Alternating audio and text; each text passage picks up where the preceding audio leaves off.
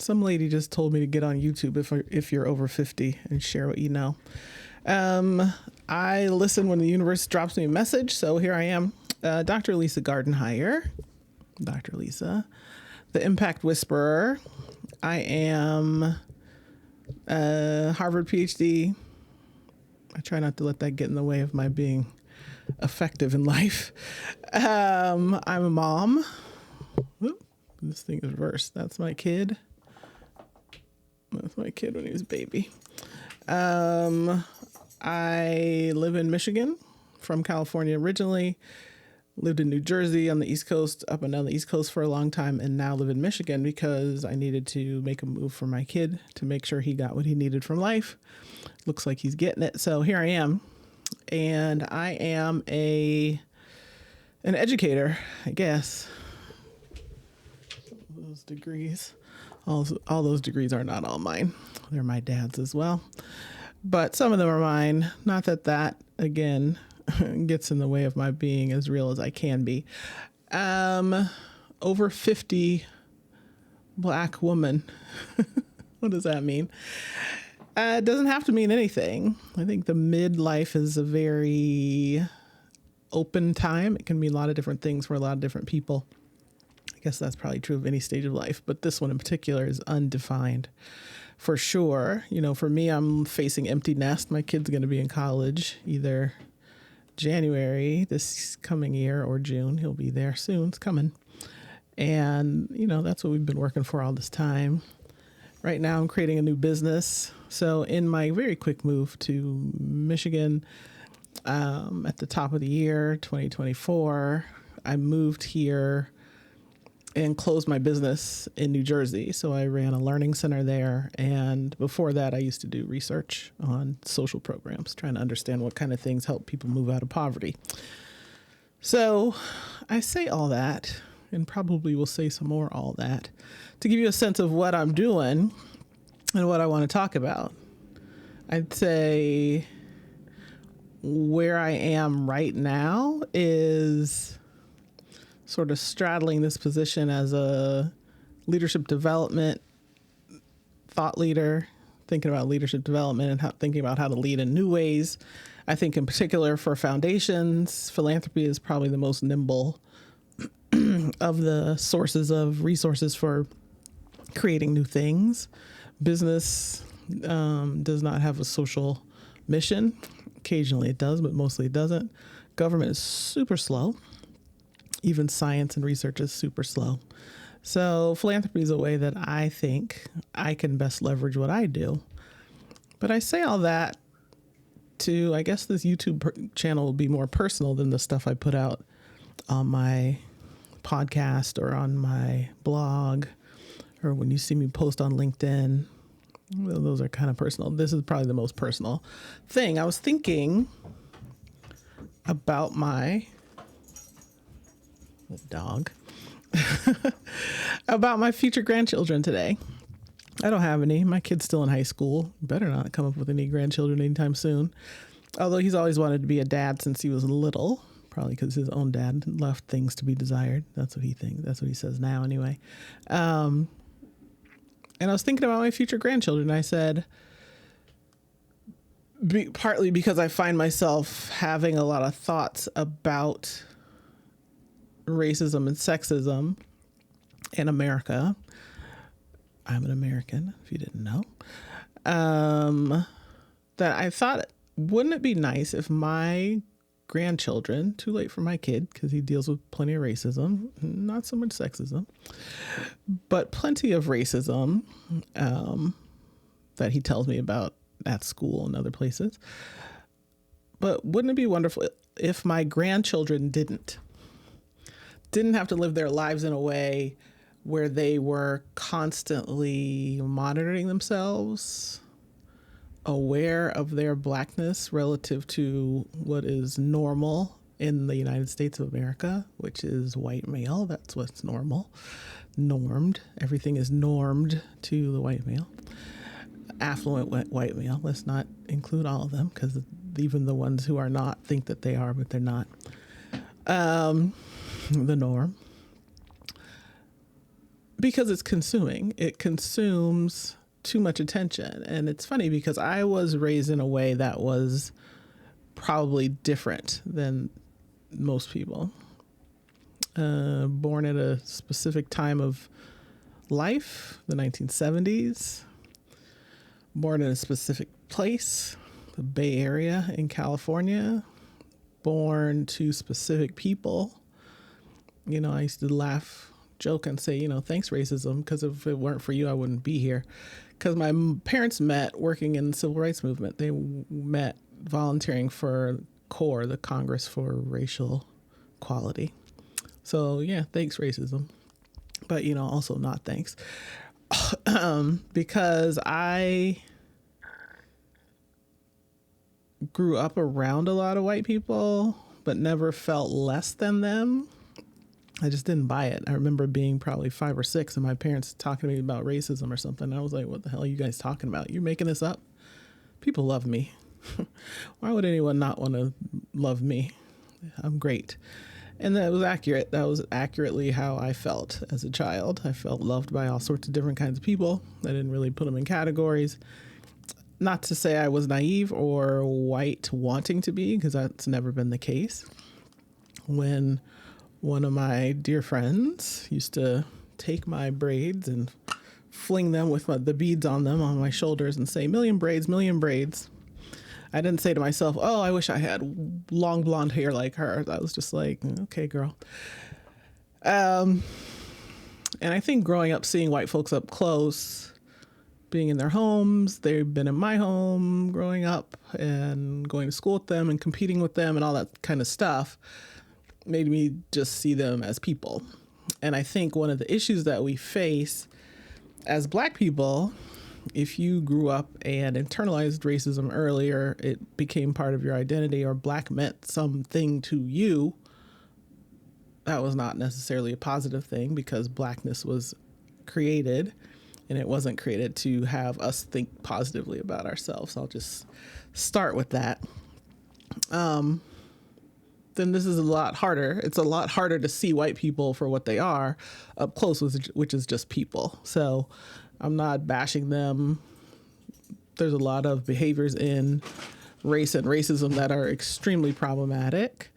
And I definitely hold folks accountable for that. But I also don't make them bigger than what they are, which is just people acting out the conditioning that they understand and that they were presented with and indoctrinated it with, just like Black people and anybody else were.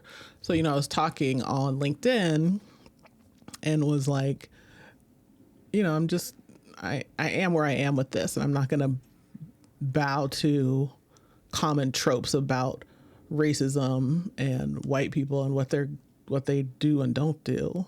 And they do a lot. And racism is extremely problematic. And I'd say for myself, living here in Michigan, this is the most aware I've ever been of being a Black woman. I live in I didn't know it when literally, we moved to Michigan within a month of deciding to come. And that meant including packing our house. So gave myself a thumbs up. That's funny. Packing our house, closing a business, finding a place to live, unregistering my kid from school, getting rid of all sorts of stuff, packing a truck, driving here, that was 3 weeks-ish. And so I didn't have a huge amount of time to pick a place to live, and we needed to live in the school district that we decided to come to. But it's very conservative where I live. It's overwhelmingly white. And, as a 50-something Black person, as opposed to a 6-year-old Black person, I have more insights into what that could possibly mean. Nothing has happened. Everybody's been friendly, even as these Trump signs have gone up and up and up around me. I still talk to the same neighbors and wave at people and do whatever, because I'm still going to be me here. And they've all been perfectly on the surface friendly, and that's enough, because they are neighbors. They are not intimates with me. But, as I just walk my dog around the neighborhood, as I just was getting here, I'm very aware of being a Black woman walking her dog, by herself through these neighborhoods. And I, because I'm sensible, always walk on the side of there's not really sidewalks. So walk on the side of the road where the traffic's facing me so I can see it coming. You know, that's common sense. I don't know if they taught you that in school, but they taught me that in school in the 70s. But I also, in the back of my head think, and this is one of the most insidious parts of racism, white people are extremely unpredictable. Like, you just literally never know what they're going to do. So I'm like, are they going to try and run me over with their trucks? Are they going to, I don't know. Am I going to have to grab the dog and dive off the road with I don't know. Yeah, no, that hasn't happened. These people are not psychotics necessarily. But, you know, I think the constant unease that Black people can feel in America, just being ourselves, walking through the world, and very warranted. That's a very warranted feeling, because there are too many instances of us, you know, being attacked for being. Anyway, I can hold both of those realities at the same time. That white people are just white people with their issues and their problems and their goods and their bads. And they can be extremely unpredictable. You just don't know. And there's a superstructure system that supports their getting away with unjust and unpredictable behavior that can make any black person. I don't know if you can see any pictures of my ancestors around here. I don't think I have that many here, but that can make you wary and worried and concerned and nervous and scared and all the other shit that goes along, excuse my language, with that. So I would say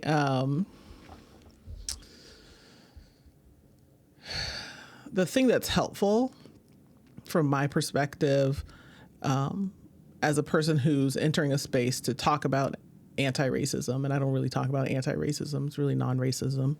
We can have that conversation in a future show. But the thing that I talk about in relation to that, or sexism, or any ism, is that it's a tool. Racism is a tool. It's not something to take personally, although because it can involve our personal safety, we have to a degree. But at the same time, we also have to own ourselves and center ourselves and create for ourselves. And Toni Morrison, I think, said, you know, racism primarily is a tool of distraction. Racism is primarily a tool of distraction.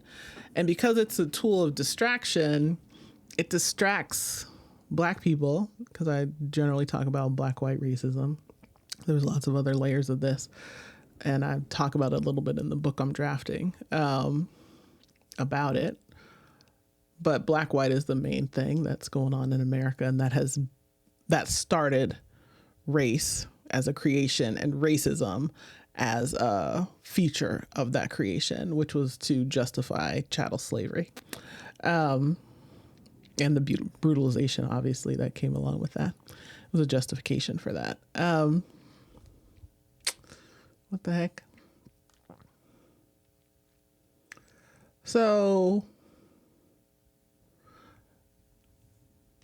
I think thinking about race in a way that doesn't take your life away from you, doesn't have you taking your life away from you, is critically important. I think living, like I said, when I'm thinking about these future grandchildren, I want them to just live and be human, and not to just have a whiff of that occasionally, if ever, in their lives, but to just be a person. And that doesn't erase the beauty of the culture that we've created from this mess, from this disastrous, fake, made up, fallacious racial arguments that imbue our country. The fact that we have thrived and survived and continued in this context speaks to our magic and our power. But we need to do more of that. And depersonalizing racism is part of that. Depersonalizing the ever presentness, maybe not ever present, the presentness of racism. And so I spend a lot of time on LinkedIn because I'm starting a new business as a speaker and a consultant around leadership, racism, sexism, all that jazz. And the thing that troubles me, that I see both in feminist spaces and in Black spaces in particular, is the consistent energy spent on calling out bad white behavior or bad male behavior. And on the one hand, I think it's incredibly important to do so because the silence just keeps the status quo going. But the focus on it and the complaining about it without accompanying that with creation of something that works for us also keeps it going and distracts from living. It distracts from creating. It distracts from making art. It distracts from loving ourselves. It distracts from all the things, appreciating nature or thinking about something that doesn't have to do with you losing or being a part of a system that's designed for you to lose. Even if that is true, I don't think it is the thing that should define us. So I've talked a lot about this, or I've talked a long time, and I want to stop. So I'm gonna. But I guess I feel comfortable, like my mic is working. I'm connected to the computer. It's recording. So I'm going to upload this and follow that lady's instructions to talk about and continue talking about in the way that's less professional about what I think about these things. Because if there's something in here that helps someone, Black, white, or otherwise, make some progress towards liberation and freedom, then I guess I did my job. Again, it's Alissa Gardenhire, the Impact Whisperer, oriented towards helping organizations, people create impacts that really transform our society. And I think because the way, I'll say this as the last little thing, the reason that I talk about sexism and racism, and I would love to never talk about them at all, and I really didn't for many, many years, and classism and poverty and all the other things,